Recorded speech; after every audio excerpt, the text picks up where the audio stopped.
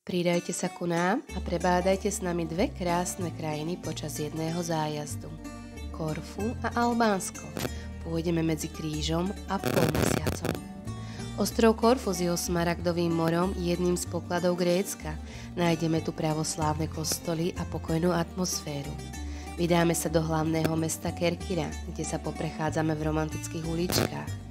Prezrieme si Palovkastricu s ortodoxným kláštorom z 13. storočia a krásnym panoramatickým výhľadom.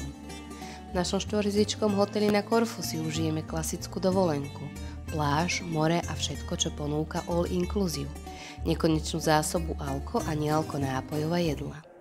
A potom sa presunieme do Albánska, islamskej krajiny s kresťanskými vplyvmi.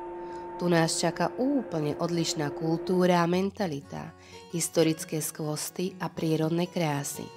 Sarande s kláštorom 40 mučeníkov, Butrint, jedno z najväčších archeologických nálezísk v krajine, Berat, mesto 1000 okien s tureckou kávou a neujde nám ani drač, misijná zástavka apoštola Pavla.